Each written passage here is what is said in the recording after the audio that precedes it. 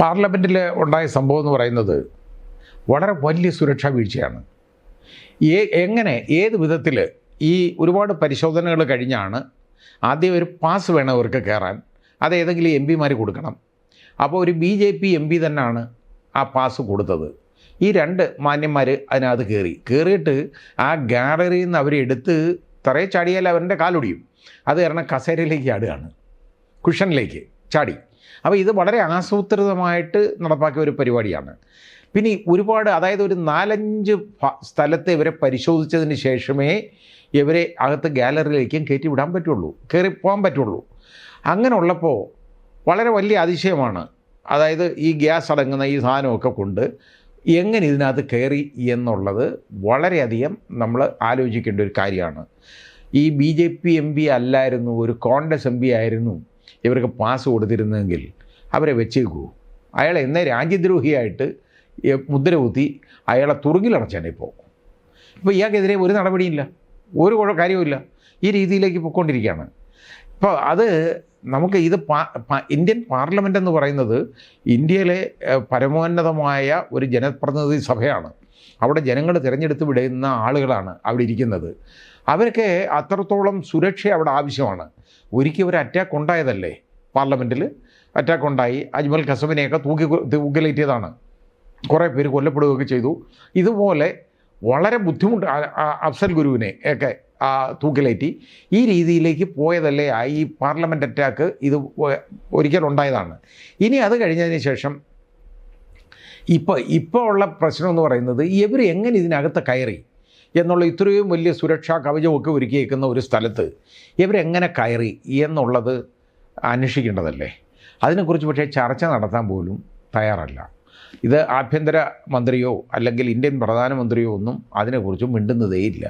അവർ പുറത്തത് വലിയ പ്രശ്നമാണെന്ന് പറയും, പക്ഷേ സഭയ്ക്കകത്ത് ഇതിനെക്കുറിച്ചുള്ള ചർച്ചയില്ല എന്ന നമ്മൾ മാധ്യമങ്ങളിൽ നിന്ന് മനസ്സിലാക്കുന്ന അങ്ങനെയാണ്.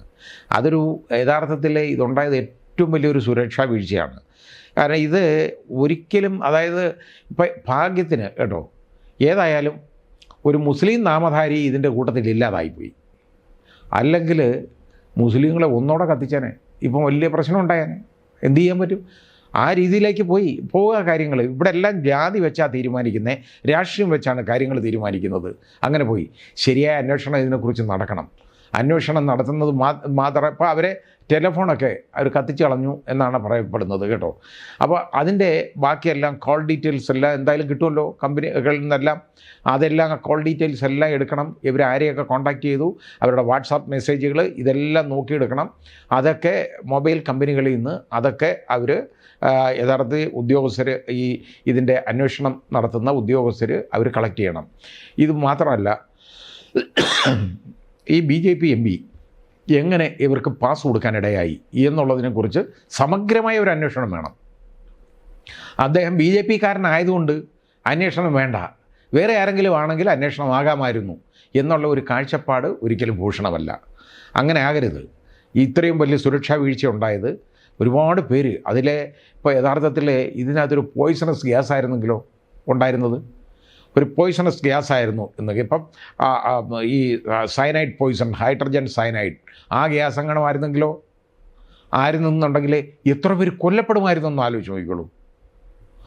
അത് നമുക്ക്, ഇത് മാത്രമല്ല, ഇത് ലോകം മുഴുവൻ കണ്ടുകൊണ്ടിരിക്കുന്നതല്ലേ ഇന്ത്യൻ പാർലമെൻറ്റ്. നമ്മളത് വേണം ചിന്തിക്കാൻ. ഇത് ഭാഗ്യത്തിന് യഥാർത്ഥത്തിൽ എന്തോ ഇവർ ചെയ്തു വെച്ചെന്നുള്ളതേ ഉള്ളൂ. എന്താ ചെയ്തേക്കുന്നതെന്ന് അവർക്ക് തന്നെ അറിഞ്ഞൂടാ.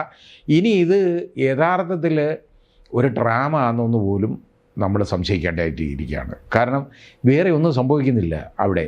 ഒരു പോയിസണസ് ഗ്യാസൊന്നും അതിനകത്തില്ല.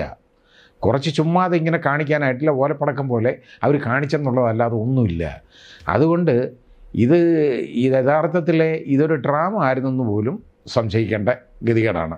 എന്തായാലും ജനങ്ങളുടെ ഭാഗത്തു നിന്നുള്ള ആശങ്ക അകറ്റാൻ, അതുപോലെ ജനപ്രതിനിധികളുടെ ഭാഗത്തുള്ള ആശങ്ക അകറ്റാൻ ശരിയായ രീതിയിലുള്ള ഒരു അന്വേഷണം വേണം. ഇത് ശരിക്ക് കണ്ടുപിടിക്കണം എന്താണ് നടന്നേക്കുന്നതെന്നുള്ളത്.